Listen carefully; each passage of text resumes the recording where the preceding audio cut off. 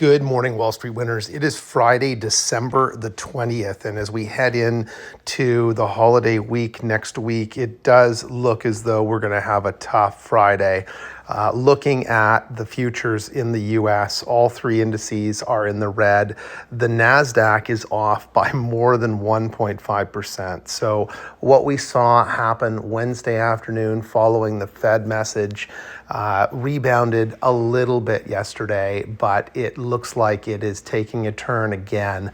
A lot of this is based on the changing narrative around the US debt ceiling and President-elect Trump trying to change the bill that was put in to delay the closing of government and the funding of the U.S. government. And that is all in a bit of an upheaval right now as the Republicans and GOP work to put a new bill forward that includes some of the things that he's looking for.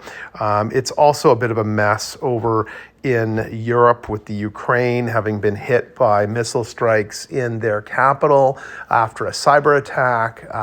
It looks like Putin is ramping up his war attempts again now that the seasons have changed and ground is frozen. So that is a challenge. There's also concerns over Russia entering other countries along its border in the European region. Just lots of turmoil right now in the narrative is what we're seeing. So this will all work itself out, but we're likely going to see a few days of down markets, and then we'll have to wait and see what happens as we get past Christmas and towards the new year. It can be a slow trading time because most institutional investors are off or take some holidays. So there's a little less trading. Most of the institutional trades that have needed to be done are probably already done at this point, if planning was done correctly. And then we get into the new year. And the new year could be a gangbuster boom to the markets based on what we've seen in the economy, or it could be a bit of a bust. And that usually is a good indicator of things to come in the new year. So we'll definitely be interested in seeing the outlook there. We did get some earnings in yesterday from Nike, and Nike, although it missed on earnings, it beat on revenue, and its future forecast was viewed as positive. Its new CEO, the analysts were happy to see the new CEO in role and doing what they felt was a good job up until this point. I mean, he hasn't even been in a full quarter, having started mid-October. But that did help the stock, and it did jump a little. Everything else seems to be falling in the red today. So if we take a look across the board, crude is down to 68.73. So it was up in the 70s, almost at 71. It's now down at 68.73. We've got the VIX way up at 26, so it hit 27 Wednesday afternoon when the market started to tank. It's now up at 26, so that's definitely a bit of concern there in terms of what is expected in volatility and what risk sentiment is saying. We scroll through the list of health and retail. You can see Costco down at 950, so this was a stock that was up over 1,000 just a few weeks ago. So it's been hit. Lulu's down at 373. It was up over 400. So it's off $27.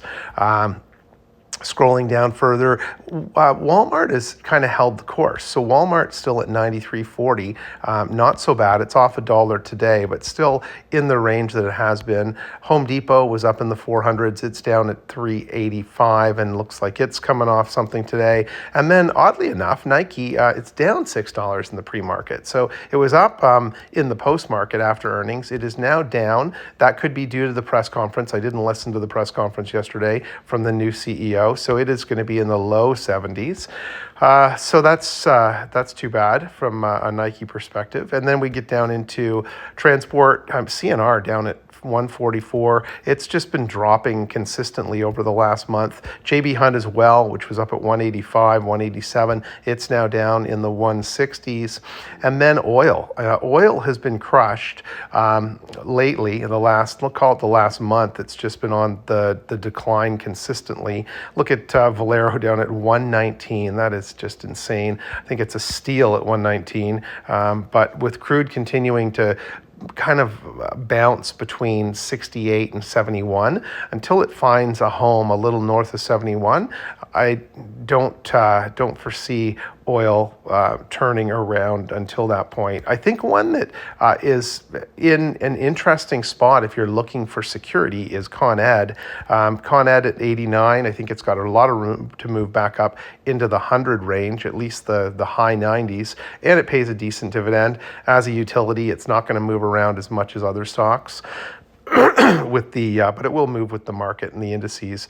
Then we get down into the NASDAQ, and you can see yesterday was a mix of green and red on the screen, but now this morning it's almost all red on the screen in the pre-market as we scroll down through this. So again, it's a day where you've got to decide whether you're going to take some losses because you feel that things are going to go lower and you want to get out and not go lower with them, or if you're going to hold and wait this out. And this could be as quick as early January turnaround if things, if the narrative changes, if the U.S. Senate and Congress pass the bill to keep the government open, if fighting in other regions starts to diminish, or there are ceasefires.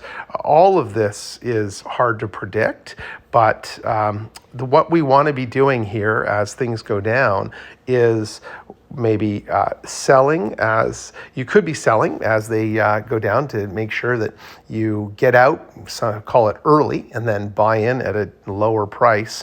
But find companies when you buy back in, if you're going to buy back in, find companies that have strong cash flow, strong earnings, and are fairly resilient. Remember that the U.S. consumer is driving the U.S. economy, and with interest rates coming down another quarter of a point, that's going to help the consumer in the long run.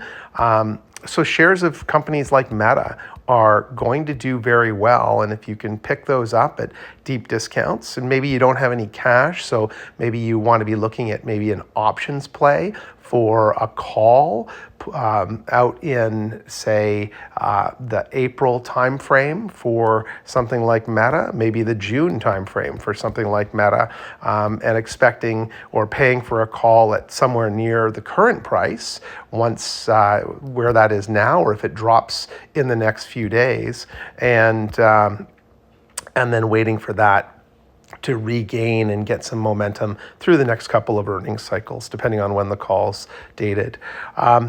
Everything is basically in the red here, so it's just it's a bit of a correction day by the looks of it. Even down into our financials, you can see most things, if not all things, are in the red and pulling back slightly or significantly, depending on the stock that you're looking at. So that's where we are today on the 20th. I wish I had better news going into the Christmas week for you. Hopefully you've got some dry powder and you're in cash and you can just wait this out and buy things on sale. But if you are holding things, and we're coming to the end of the year, you could look at selling, and if you have a loss in the position that you're selling, you could apply that loss to your gains and reduce your taxes going into next year. So tax loss selling, not an uncommon strategy at this time of year. The thing you want to be aware of with that is usually there's a 30-day wait period. So if you owned, let's say, TD, and you're at a loss in that stock, you could sell that stock today. You would not be allowed to buy it for 30 days after the transaction close. So it's a one-day close on equity trades now. As opposed to 2, which it was back earlier this year, but that changed in May. So you will have to wait 30 days. So towards the 22nd, we'll call it, of January before you could buy back in to that same stock. You can buy into any other stock. You just can't buy into the same stock if you're doing it for tax loss reasons. So that's where we are today. Good luck with your trades. And if you're liking these videos, please hit the like and subscribe button. I wish you all the best in the holidays, and we will be connecting with you as the